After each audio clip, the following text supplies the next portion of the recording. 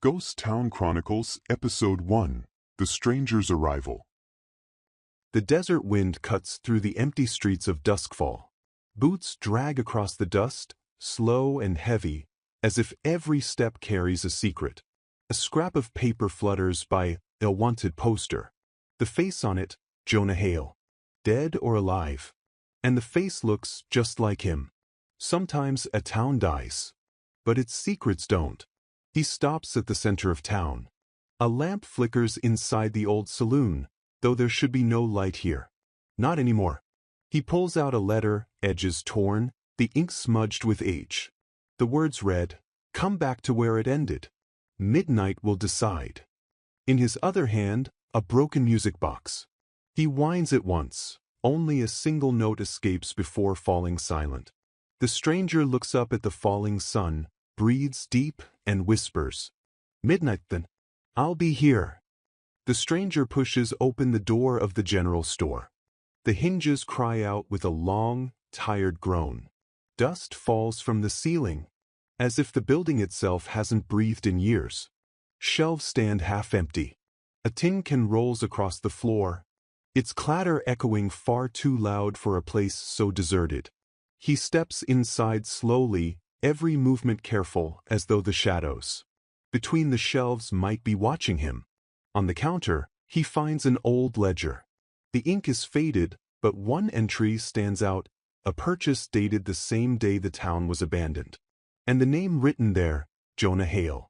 His jaw tightens. He mutters, "So, this town remembers me, even if I tried to forget it." A sudden creak upstairs. He freezes, hand instinctively on the revolver at his hip. But when he climbs the staircase, he finds nothing but broken floorboards and a shattered lantern. Still, the air feels thick as if someone was just here. Then, behind the counter, hidden beneath loose planks, he discovers a small wooden box. Inside, a silver locket. He opens it.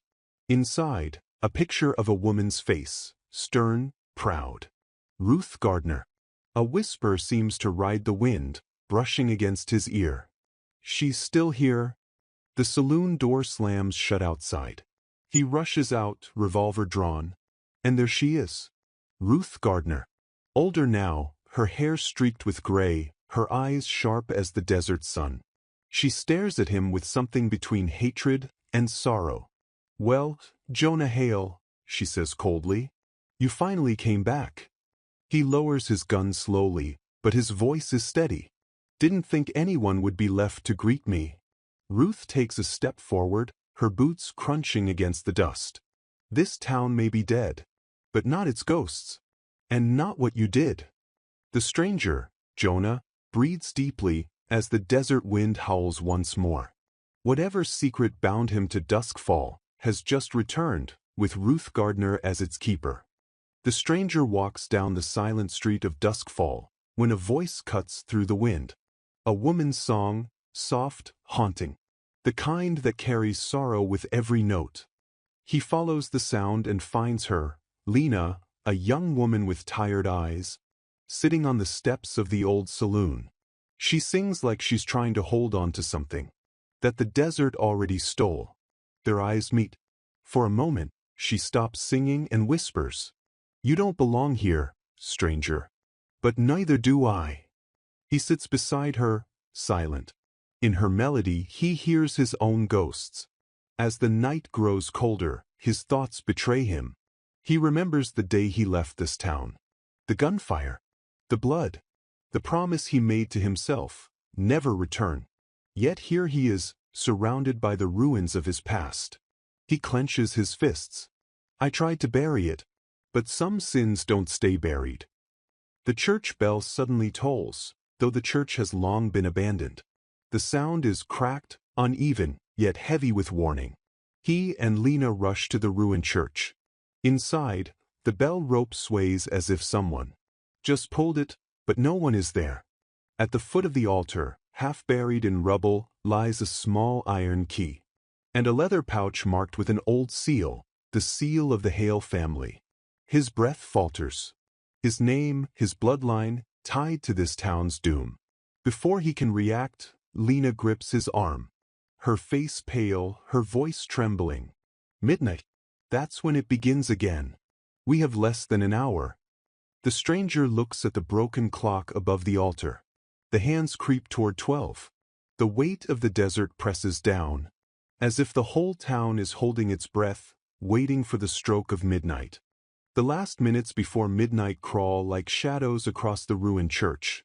The stranger grips the iron key, its weight heavier than steel. He knows it unlocks more than a door. It unlocks the past. Lena stands close, her voice urgent. They will come. The ones who never left. Once the bell tolls midnight, they'll rise. The stranger feels the desert shift, as though the ground itself holds its breath. Then, 3 dull strikes from the broken bell. Midnight. The air grows icy. From the cracks of the church floor, whispers seep out. A chorus of forgotten voices calling his name. Figures in dust and shadow emerge, half men, half memory, bound to the sins of duskfall. The stranger draws his revolver, the sound of metal echoing through the empty nave. But Lena grips his hand. You can't shoot the past. You have to face it. He steps forward, the key trembling in his palm. The specters encircle him, their eyes hollow, their whispers relentless. One voice breaks clearer than the rest. You left us, and now you return. He forces the key into a stone chest hidden beneath the altar. With a groan, the lock breaks open. Inside lies a ledger, pages stained with blood and ash. The ledger of Hale, recording debts paid in lives. He stares at the names. Every man, every woman who fell in the massacre years ago. All tied to his family's seal. The spirits lean closer. His voice cracks. It ends tonight. He sets the ledger aflame. The fire spreads fast, consuming the pages, consuming the whispers. The phantoms scream, twisting in smoke and light, until the night itself seems to rip apart. When the fire dies, silence returns. The church is empty. Only ashes remain. The stranger drops the burned key, his face lit by dying embers. Lena touches his arm softly. You freed them, but not yourself. He walks out into the desert night, the weight of freedom and guilt both heavy on his shoulders. The wind swallows his footsteps, leaving only silence. Until, faintly, a new sound rises. The telegraph machine in the sheriff's office clicks to life, typing 3 slow words on a strip of paper. Next, the ledger.